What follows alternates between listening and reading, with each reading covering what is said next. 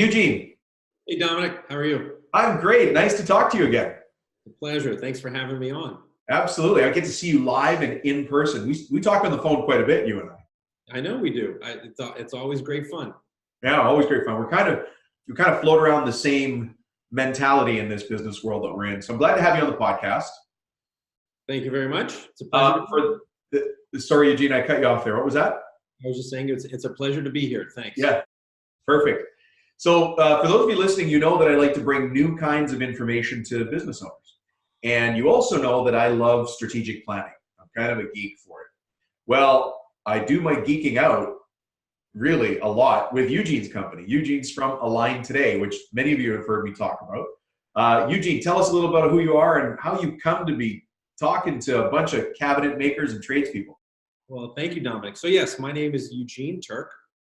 I currently serve as the Vice President of Business Development and General Counsel. Those are two very different hats, but nonetheless two hats, for a company called Align. Align essentially is a software company. We're based in New Orleans, Louisiana, and we call ourselves a growth management software company. We essentially have created a platform that helps small and medium-sized businesses implement good business habits in their organization that help them grow and scale. And that's really what we do. So we like to say that our core purpose is aligning companies and their teams on their journey to success. Nice. That's what we do. You know, I mentioned this to you in a prior call, but I was just in New Orleans. I was speaking at the AWI National Conference, and I forgot you guys were there. But what a beautiful city you've got. Thank you so much. I wish I had known that you were in town. We would have gone out and had a coffee or at least gotten together while you were here visiting. Yeah. Just so you know, they're not promoting the coffee in New Orleans as much as other things. But I know what you mean from a business. Great. I was absolutely blown away by the hospitality, the food, just everything about New Orleans. Really, it was beyond what I expected. Well, Dominic, I'll take 10 seconds to wish that all of your listeners who haven't been to New Orleans to please come and visit. That's my tour pitch right there. Perfect. So thank you. Let's get to these business habits for CEOs, because that's what people are here to listen to and hear. Without talking too much about Align, how many companies have you looked down into? How many companies have you seen that are putting these good business habits in place, and what's the scope? How wide do they go and what they do? Sure. So as a company, we've existed for about 7 years. And over that course, we've worked with about 12,000 companies. Wow. Over the course of that time. And really, what we find from our customers is that when growth management comes to become an issue, is when you're really sort of growing and scaling from 5 employees to 15 employees, or 15 employees to 25 employees. What we hear from a lot of our small business owners is what they'll say is, when we only had 5 employees, I knew what everyone was doing. Yeah. I had complete control. Now what they'll say is, now that we are growing and scaling, a bit of the chaos is starting to creep into the organization. Yeah. And so what they are interested in finding is sort of processes, systems, business methodologies, and just general good habits that they want to instill in their entire organization that help them control that chaos of growth. Yeah. There's this old adage that I really love that says, a dream that you write down with a goal, with a date, becomes a goal. And that's understandable. When you take that goal and then you break it down sort of into bite-sized steps, you've created a strategic plan. And you've done that for your business. You've figured out what your dream is. Yeah. Now you've got a goal. Now you've got a strategic plan. And so what happens is, those business owners, when they then have a strategic plan that they can back up with action or execution, then all of a sudden you're on your way to making it a reality. Then you can really start to build and grow that business. And you can only do that when you've got good business habits that help you achieve that. Yeah. It's interesting you say that, because I hear the same things from people, but maybe an analogy or some of the phrases that I hear from people is, Don, we want to get to the next level. And that's such an empty saying. It's like trying to punch a marshmallow. What's the next level? But I think you described it really nice. We want to go from 5 to 15 and there's some chaos. We want to go from 15 to 30. There's some chaos. We want to go from this type of product or service we deliver to this one. There's some chaos. And that's the next level that we always hear it. I'm sure you hear the same words. I want to get to the next level. We're trying to break through this ceiling. But this tool of good business habits is really the way that you get to those levels. Right. And there's another saying, and I wish I knew who to credit it to, that somebody says, what got you here, meaning to your current level of business, is not what's going to get you there. Meaning you may be a very successful business owner of a 5 or 10 employee business, and you know what got you here. Those same habits or the same mindset about the way that you run your business may not necessarily be the same thing that's going to get you to 20 employees or from $1 million in revenue to $5 million in revenue. Right. So that is that when you are growing and scaling, you really have to think about a different way of operating and running your business. It's a different kind of mindset that takes a different kind of discipline. And like you said, good business habits are a way to create that discipline, both for yourself as a business owner and for your employees. Yeah, right. You said it perfectly well. I won't add to that at all. Yeah. So that's what we hear from a lot of business owners who say, I've been a success. I feel like I'm a success, but I've hit a plateau and I'm trying to get to the next level. And I can't figure out, what is it that I need to do? Is it strategy? Is it execution? Is it a people thing? Do I not have the right people in the right places doing the right things in my business? And so that's when they start to sort of research about, business methodologies. They start reading business books by different people and trying to figure out, what have other really successful people done that I could then sort of implement and use in my own business? Perfect. Yeah. I'll often hear people say, look, we're just pick a number. We're a $2 million business. We've been a $2 million business for the last 3-4 years. We'll be a $2 million business next year, but we can't stay a $2 million business because. And so we're coming to that same conclusion. Let's talk about these business habits. And these are CEO habits. We're not, this show is specifically for owners. Right. It's really nice. The only people listening are the owners of these companies. These are people creating jobs in their local community. They really are leaders in so many ways. And we don't hear about, benefits to the leader much. It's just not a big conversation. So it's nice to have you here to share these. Can you give us what your good business habits for CEOs are? Sure. Why don't we just take them one at a time? One of the best things, and things that sometimes CEOs wish they did more of. Like most of the business owners that are probably listening to, they spend a lot of time putting out fires that are constantly coming up in the business.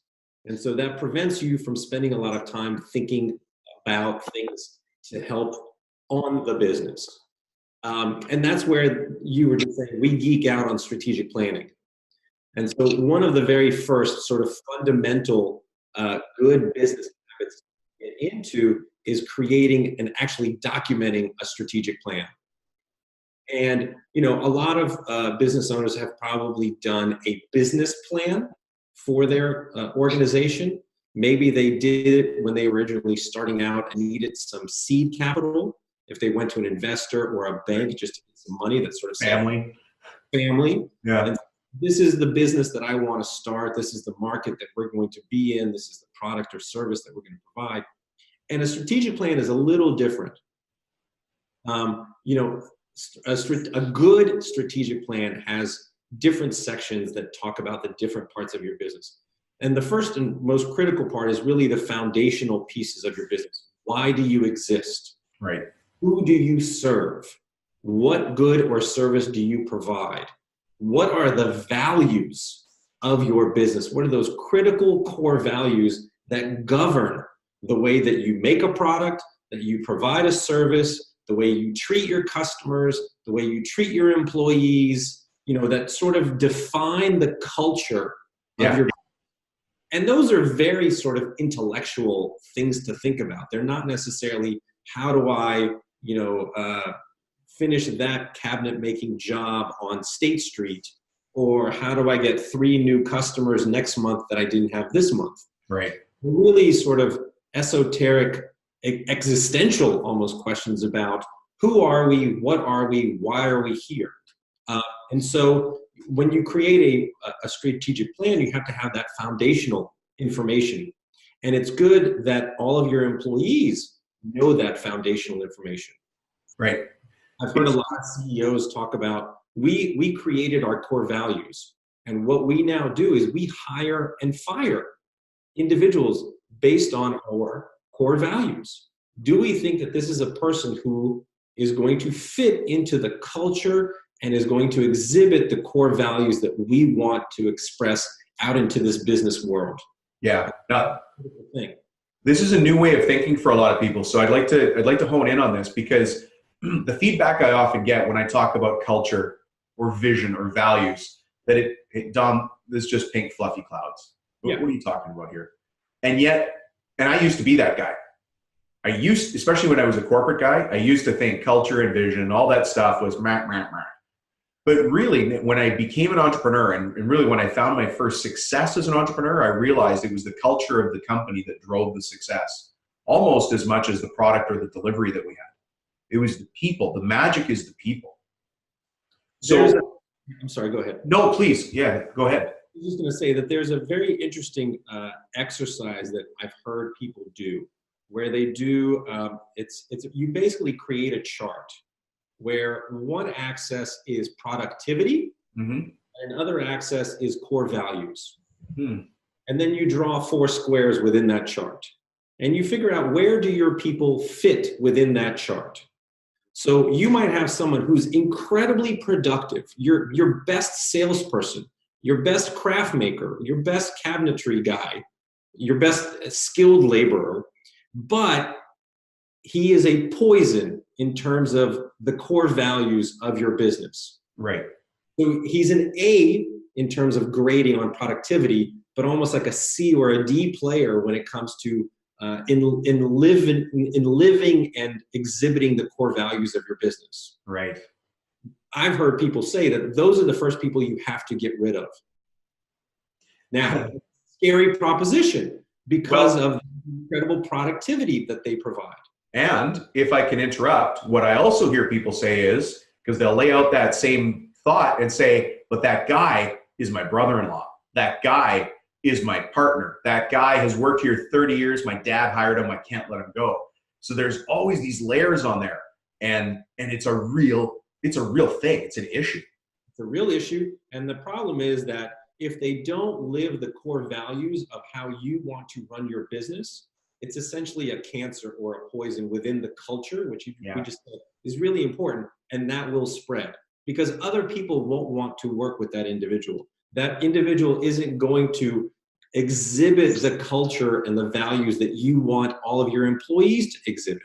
So that's why it's a difficult decision, but one that needs to be made. On the flip side, you might have someone who really exhibits the core values of your organization, but isn't necessarily the most productive individual. That can be fixed. You can get them training. You can get them mentorship. You can get them some educational advancement that can increase that productivity. And because they are hard workers, they probably want to learn, they want to be educated, they want to succeed, and they are a good culture fit. Those are the 8 players that you want on your team. So foundationally, when you're coming up with your business plan and you're talking about core values and core mission, it goes much broader than just defining who you are, because if you really implement this good habit in your business, it will filter down to things like hiring and firing and just the way that you run everyday operations. Yeah. It's such a big part of that next level that you opened with talking about. It is one of the keys. And this is this, there's people are always looking for the magic bullet or the secret. Well, you've just kind of lifted the cover on the big box of secrets and said, this is one of them to pay attention to, folks. You know, for a long time in Silicon Valley, there were all these startups and they had ping pong tables and foosballs and free snacks and all that stuff. And people were like, why are you doing this? And that was exhibit A of the culture that those particular companies wanted to instill. Yeah. And what they found is by offering some of these cultural perks, if that's what you want to call them, they were attracting top talent. They were getting the smartest developers, the smartest engineers, and the smartest people to come to places where they felt like they were contributing, they were appreciated, and it was fun to come to work. Yeah, love it. So that's great. So the first one is create a strategic plan. Right. And you don't. I'm sorry. Then once you have a plan, then there are things that, like I said, you start with a plan, then you've got to write a date or break it down into some steps that become the strategic plan. So one of the things that you and I obviously are familiar with, Scaling Up and the Mastering the Rockefeller Habits, both books that were written by Vern Harnish. And one of the things that he talks about, which I think is actually a Jim Collins, who's another business author, right. Concept, is this concept of a BHAG. And a BHAG is a big, hairy, audacious goal. Right. When you're doing that strategic plan and you're sort of thinking about who am I, what do I want to be, where do I see myself in 10 or 20 years? What is the mountaintop for my business as a cabinetry guy, a trade salesman? What is it? I want to be the best cabinet maker in the Northeast, or I want to be whatever it might be. And when you create that BHAG, it might seem just too far away. It's not even realistic. And so what you do is, as part of that strategic planning, is you start breaking it down into smaller chunks. Right. If that's where I want to be in 10 or 20 years, where do I need to be in 3 to 5 years to know that I'm still on my way? And if I need to be here at 3 to 5 years, where do I need to be next year in order to know that I'm progressing? And then if this is where I need to be in 1 year, what do I need to do in the next 90 days, in the next fiscal quarter? In our world, in our strategic geekdom world, is really done by quarters. Quarterly, right. And so you try to say, in the next 90 days, what are the 1 or 2 things, or maybe even 3 things, that I could achieve in my business? Yeah. It would be getting X number of new customers, or a revenue target, or some production efficiency, something.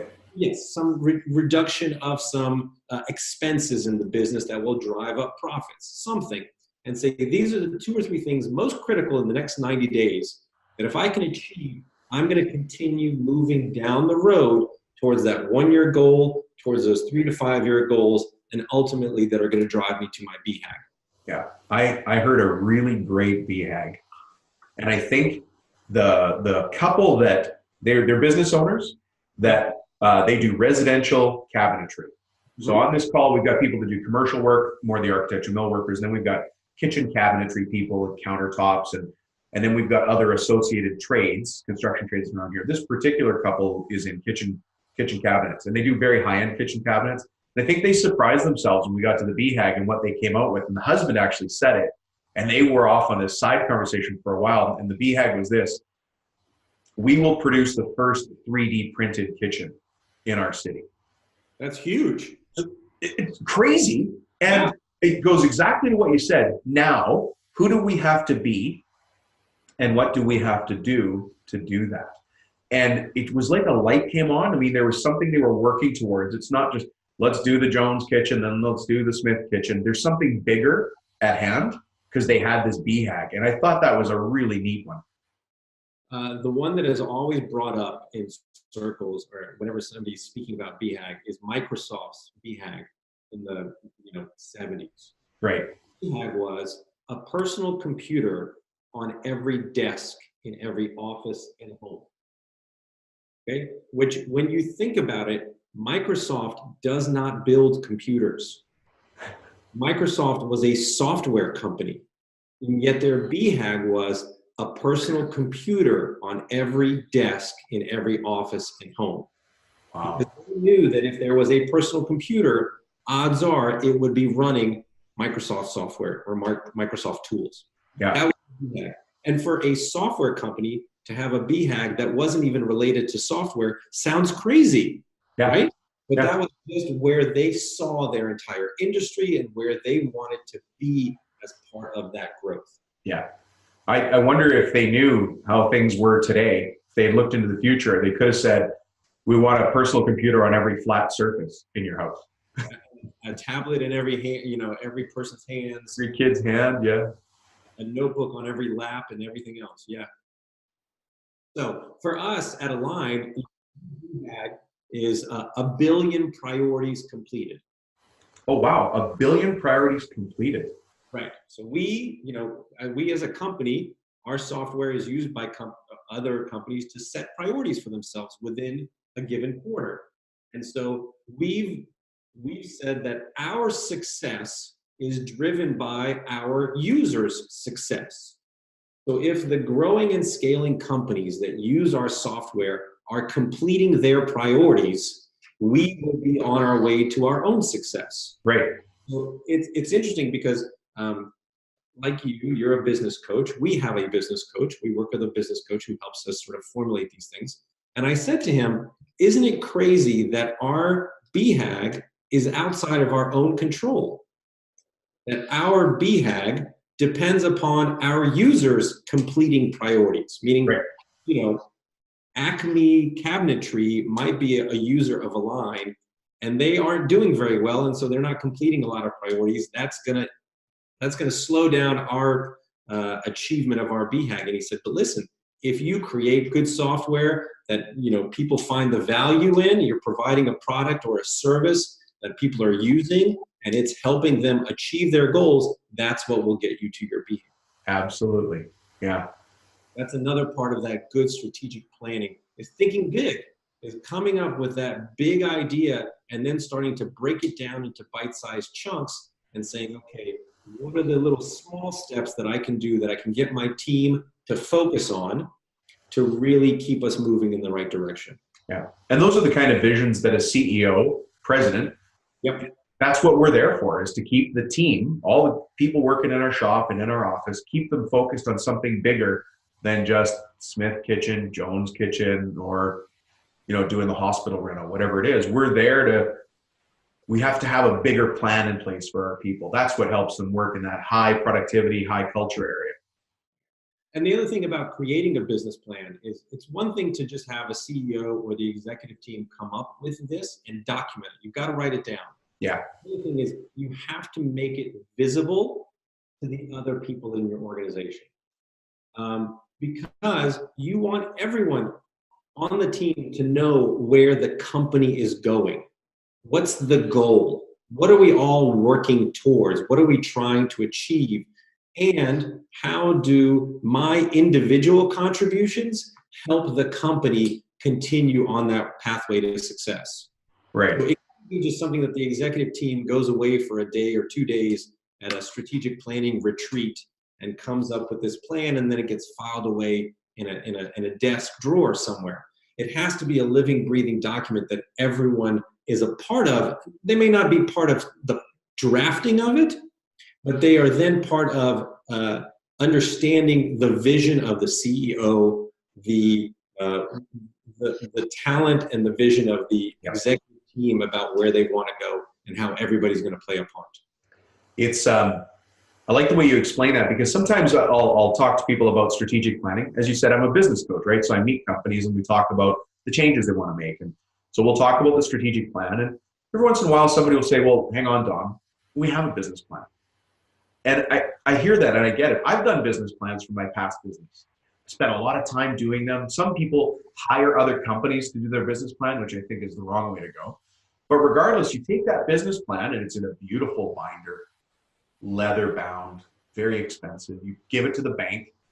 Put it on the shelf. Flips to the last page, just looks at the numbers anyways. And then you get it back and all you do is you put it right above your desk, in that shelf above your desk. You never look at it again. That's right. So what I want our listeners to understand is what Eugene's talking about is not that thing. The strategic plan is a living document that you're literally building the history book for your company and the future book because you're going to keep referring to this thing again and again and again and making it better every time. Technically, you should be revising that strategic plan every quarter. Every quarter, right. Every quarter you come back to it. And, there are like we started talking about the foundational things. Those things will not change. Certainly not quarter to quarter. They may change once a year, maybe 5 years. You come back to your core values and you've got a new one, or something that was a core value 5 years ago might not necessarily be as applicable anymore now that you've grown to 50 employees. So that part can change. But ideally, you come back to your strategic plan every quarter and figure out what are those 2 or 3 things in the next 90 days that are going to keep me moving and keep going in bite-sized, like I said, bite-sized steps. Yeah. Well, I have a feeling I know what your next point is, but I want to hear what your next point is. Well, the next point is, how do you set a good priority? How do you write for yourself? What are those good 2 or 3 critical objectives, priorities, goals that you want to achieve in a given quarter? And so there is something called a SMART priority, S-M-A-R-T. And that each letter stands for something. SMART. Your priority has to be specific, meaning there's an outcome or a result that is clearly defined. The example is, someone may say, well, in the next 90 days, I want to lose weight. That is not a specific priority. You might say, I want to lose 10 pounds. Then all of a sudden you're becoming a little more specific in the way that you're phrasing what it is that you want to achieve and what you want the result to be. So that's the S, is be specific. The M is, it's measurable. It's got to be a concrete criteria for measuring your progress. So 10 pounds. I know that I want to measure, and at the end of, if I'm 175 now, at the end of my next quarter, I want to be 165. That is a very easily measurable concept. A is for achievable. It doesn't make any sense for you to set a goal for yourself that is completely unreasonable and unachievable. It's not going to be, you'll get depressed because you're never going to achieve them. So the A is, it's got to be challenging, but realistic. The R is relevant. It's got to be, from the business side, it has to be aligned with the team objectives and the direction that the strategic plan is. You want to set a priority that if you do achieve it, it is going to help you achieve that BHAG or whatever that 1-year goal is. So it's got to be relevant to what the path that you're on anyway. And then finally, the T is for time bound. Whether that be the quarter, you might set a priority for the next month, whatever it might be, it's got to have a specific deadline so that you know at this point is when I'm going to take the measurement to figure out, did I actually achieve my priority or not?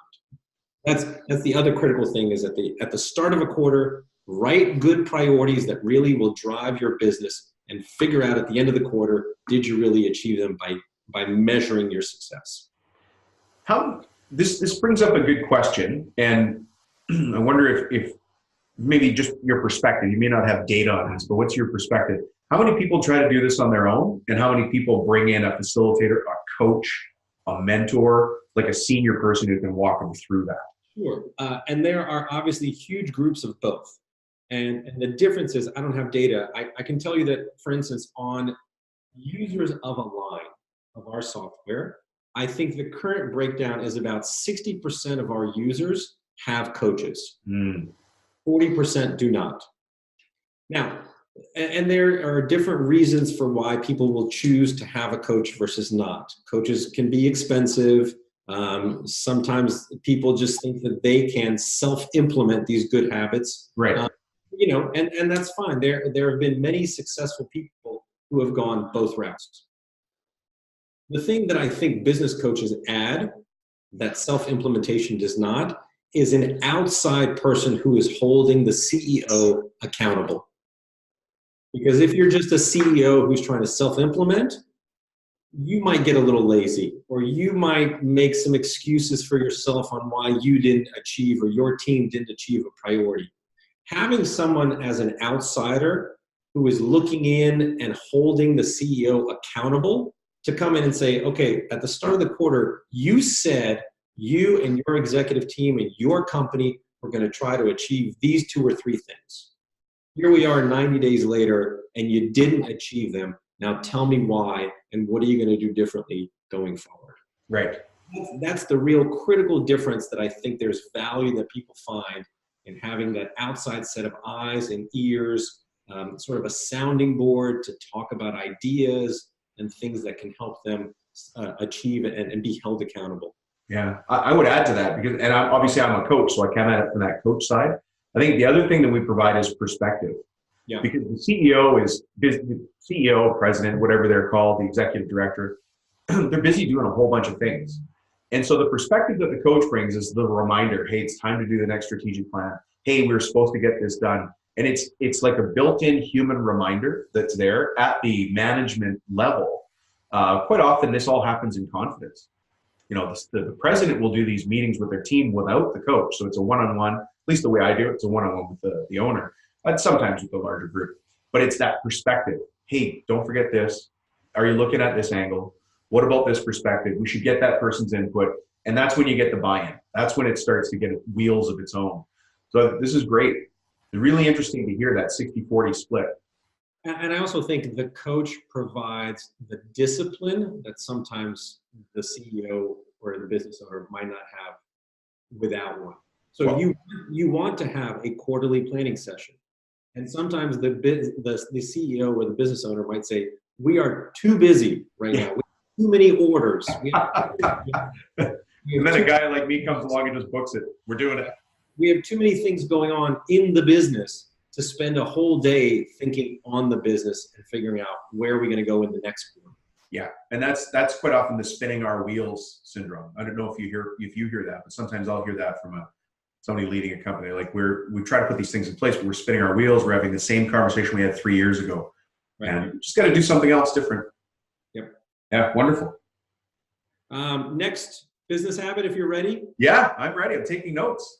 It's actually one that you've already had a major discussion on in your podcast. So the next business huddle the next business habit that I think is really critical is something called a huddle. A huddle is just a quick meeting of either the executive team or the entire company, depending upon size, that can be held either on a daily or a weekly basis. That's really for information exchange.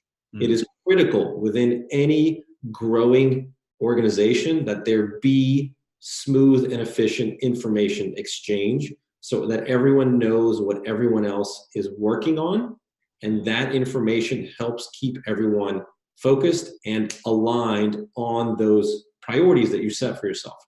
Right. So I saw that you had a whole podcast with Ankit Sharma, right, talking about the importance of huddles.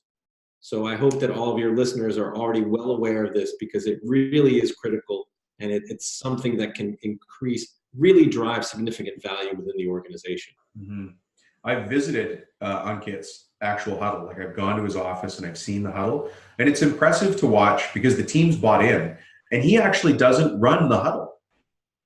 I think that's very important for people to understand, is that once the system is set up in place, you'll see Ankit in his office, but somebody else runs the meeting. He's standing in the back. Yeah. And everybody's reporting their numbers, talking about where they're stuck, talking about what they're doing to get through it, asking each other for help or leaning in to help each other. It's really neat to see. Yeah. So, yeah. And you know, you can have, so I'll use a line as the example. Within our office, I am a member of a number of huddles. So every morning I'll meet for about 5 minutes with the customer facing team. That's our sales team. Yeah. And we will do, there's 6 people in that huddle, and we'll meet for about 5 minutes, and everybody just talks about what they're working on. And then we, as a company, we have 18 employees currently. And so we have an all hands on deck huddle every day. Right.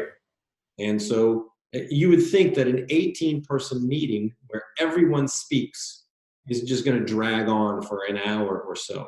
And it really doesn't. We have it set at an odd time. It's at 11:47 every single morning. And everyone walks into our conference room.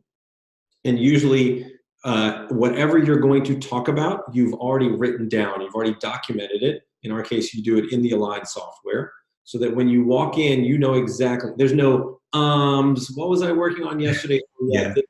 And then And you know exactly what information you are going to tell the rest of the team about what did you work on yesterday, what are you working on today, and is there anything that you are stuck on that some other team member could help you get through?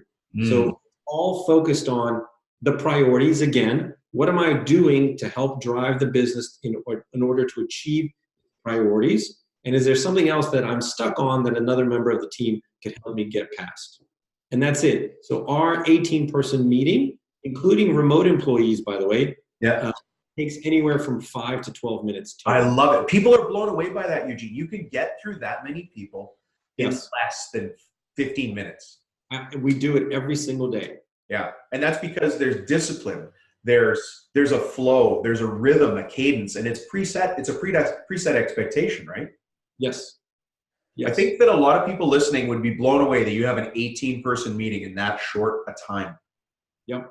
And it's critical because sometimes somebody will say something about something that they're working on, and somebody will pose the question, why are we doing that? Like, why is that a focus when really what we've already said our priorities are A, B, and C over here? And so, there have been many times when somebody has mentioned something in a huddle about something that they're working on, where we have all sort of piped up and said, wait a minute, I think that's going in the wrong direction. We need to pivot and, refocus our energies on this rather than what you've been working on for the last day or so. Yeah. So for those people listening who've had problems with resistance in your company, or you're just having a hard time getting people to pay attention or buy into the changes you want to make, what Eugene's talking about here, this tool called Huddle. Huddle is just how you see the strategic plan come to life in the company, but it really makes it alive. And then people are talking about whatever needs to be worked on this quarter or this year because it's alive and we're all talking about it. Right, and it goes sort of hand in glove. So we talked about the strategic plan, which not every employee may not necessarily participate in drafting, but they should know it and see it and be and have it accessible to them. Right. Then you have every single employee who's part of the huddle, where you talk about now they really are an active participant in the business and the company's achievement of those priorities that have been set by the management team, by the coach. They've worked together, they've come up with these priorities, and now everyone is actually talking about, what am I doing? What's my contribution that's helping this company achieve its goal? So that's really critical. Yeah, just getting that buy-in. And I suppose once you see it in action, it's amazing that people don't use it. And then people that look at it from the outside think, how are we going to put this in place? But to me, that's the difference between self-facilitating and have somebody else come in. And it sounds self-serving, but it works. If I was to watch my favorite sports team, whether it be soccer or hockey or football, and for those of you in Europe, football I'm talking about is gridiron, not soccer. But imagine if I was watching my favorite team take the field, and they came onto the field with no captain, no assistant captain, and no coaching staff. What would you think the chances are that your team would win? Right? You would be very disappointed in your team's ability to perform before the game even started. And if we don't put that same type of just system in place for our company, then we're doing the same thing. You can sit back and watch and go, that's not going to work. Put a captain in, put an assistant captain in, put a coach in, which is the leadership team, right? And let everybody know what is the goal. Like, what will constitute a win? Yeah, what will constitute a win? So that at the end of the game, you can look up at the scoreboard, or if you've got dashboards or whatever your company is using to look at metrics and say, yes, we achieved our goal, or no, we got 90% of the way there, or we blew it out of the park and we went above and beyond. Yeah, but if you don't measure it, how is anybody going to know? That's when work becomes drudgery, because there doesn't seem like there's any point to it and you're just doing the same thing every day. Right. I love it. So thank you for mentioning Ankit's Huddle. I found it and I liked it. Made my life a little easier. So one other thing that I will pass along is it's not necessarily a habit, but a good exercise for any business owner and organization to go through. It's something called the functional accountability exercise. And I don't know if you're familiar with this. I am. Yes, I love it. It really is a great exercise for business owners, CEOs, and their teams to sort of go through, maybe on an annual basis, or maybe when you have a change in leadership or a change in roles of employees. And so what is functional accountability? It sounds like an awfully technical term. It's really all about having clarity on who is accountable for the outputs or the results of the different parts of your business. So in plain terms, it's making sure, it's going through an exercise to make sure that you have the right people in the right seats or the right roles who are doing the right things. And so now, why is that necessarily important? So as a business owner, if you and everyone else is clear on functional accountability, that allows you as the CEO to focus on the parts of the business that are most important to you, having comfort knowing that the other parts of the business are well looked at by other members of the leadership team or other people in the organization. So what this exercise does is it really gives you clarity on a number of things. It gives you clarity on, well, what exactly are the functions in my business that someone needs to be responsible for? Now that I've identified those functions, who truly is accountable for each and every one of those functions? What are the metrics that we as a business are going to use in order to measure that particular function in the organization? Right. Or what are the expected results or outcomes that we want from that function? So for instance, the functions of your business might be sales, marketing, operations, customer support. You may have a technical IT function. You might have installers. You could have painting and finishing, any of those things. Any of those things, especially for cabinetry and woodworkers, you might have all of those. Manufacturing might be one of the functions, and then quality control might be another function. So what you do is you do this exercise, and we have a functional accountability chart that at the end we'll share with everybody.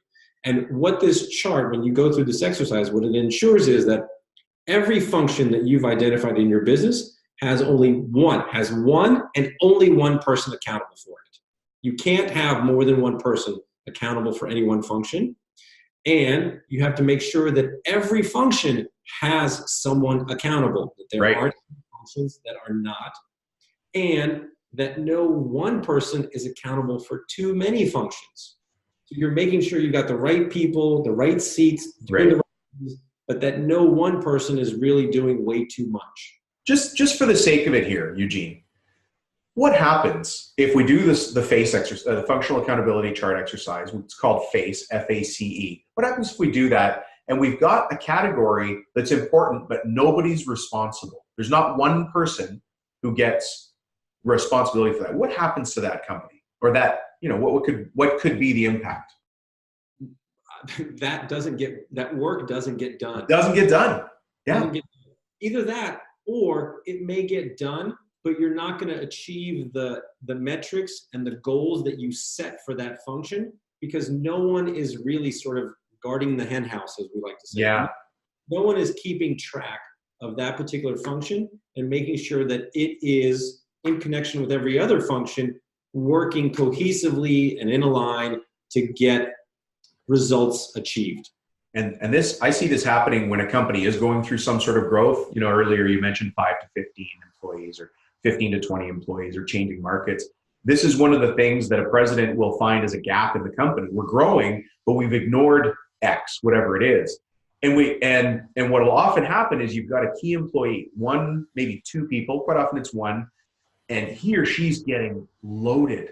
They're responsible for everything. So the beauty that I see in this FACE exercise is that when you look at it on paper, let's just say this person's name is George or Georgina, however your companies are. George has got 6 or 7 things that he's the primary responsibility holder for. You look at that and you go, George is now at risk. My key player in this whole company is overworked. He can't possibly keep them all in the air. We've got to move things away from him, move those responsibilities around. That's right. Yeah, George knows it. He just can't express it until he sees it on paper. And he's like, yeah, that's the problem. I'm responsible for all of it. And the really interesting thing about the exercise is that it's not every member of the executive team or leadership team does this sort of individually. So the CEO takes a chart of who he thinks is responsible for every function. And then the vice president of marketing fills out his own chart or her chart for who she or he thinks is responsible. And then you all come together and then you together figure out, oh my God, do we really not understand the functions of our business? Yeah. Do we not, first of all, do we not all agree on what the various functions of our business are? Right. Someone may come up with a new function that someone else didn't even think about. Do we have, like you said, are there lapses? Are there gaps? Are there overlaps? Meaning, do I have two people, three people who I think are responsible for operations or manufacturing? And so this really, as an executive team exercise, helps provide that clarity. And once you have that clarity, everybody knows what they're responsible for, what they're accountable for, what their metrics are, so they can keep track and measure themselves in that role, and what their results and outcomes are. What's the goal? What are we trying to get to in my sales role or in my accounting role? Or in my so it's a really valuable but very simple exercise to go through. It's simple, but the impact is huge. I'm going to add another layer onto this. This is only funny if you're maybe a business coach, or if you're sitting in a room with your business coach quietly, just the president and their coach, and you get all the answers back and start to see that a simple question like who's in charge of manufacturing, just as an example, and you get 3 or 4 of your top team handing this back in, you say, oh, who's in charge of manufacturing? Who's responsible? And you see 3 different names. You realize one person is going to the lead hand, another person's going to the foreman, another person's going to the project manager. And it becomes clear. It's that light bulb moment when you realize that's why we're having too many meetings. That's why it feels like nothing's getting done. That's why we think we have a communication problem, because we don't have clarity that a manufacturing issue goes to this person, not your selection of these 3.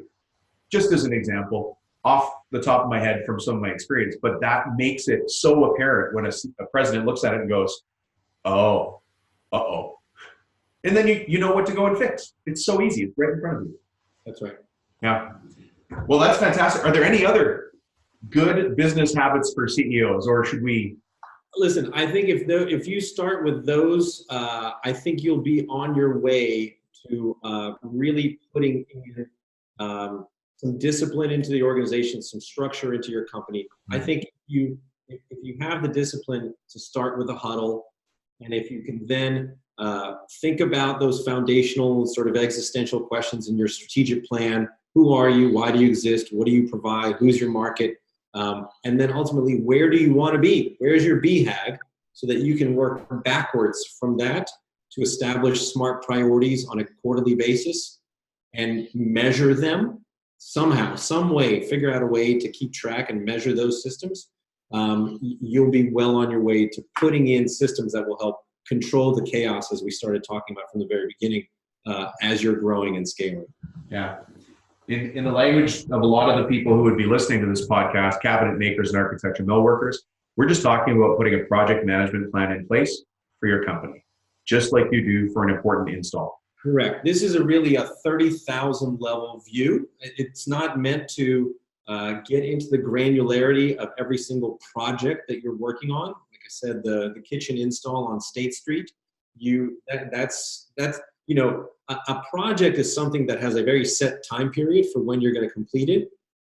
Strategic planning is from the start of the quarter to the end of the quarter. That's the window of time you're looking at. What can I do and what can I achieve that will drive this business forward in those 90 days? That's what strategic planning is intended to look at from a very high level. So. This has been an excellent interview. I wish we'd had you on sooner, Eugene, but this is good. I really enjoyed this. Thanks, Dominic. Hey, if people want to get in touch with you after this, what do they do? Absolutely. So our website, the Align website, where you can learn more about our company, is aligntoday.com, ALIGN today.com. You're free to email me. My email address is ETERK, that's Eugene Terk, first initial, last name, at aligntoday.com. And also, I will let your listeners know that, so we were talking about this functional accountability chart. They can actually download a one sheet that sort of explains the exercise chart itself. If they go to www.aligntoday.com/FACE, FACE. And so they're more than welcome to print that out, use it in their own business, go through this exercise, and hopefully find some value. And it may raise some interesting questions among them, their management team. If they're working with a business coach who isn't familiar with this exercise, it's really, like I said, it's a powerful tool. Yeah, great. Thanks for sharing those. I think this has been a juicy podcast episode for sure. Thanks, Tom. I appreciate you joining us. Yeah, thank you very much. Have a great day, Eugene. Okay, thanks so much. I appreciate it. And thanks everybody for listening. Have a great day.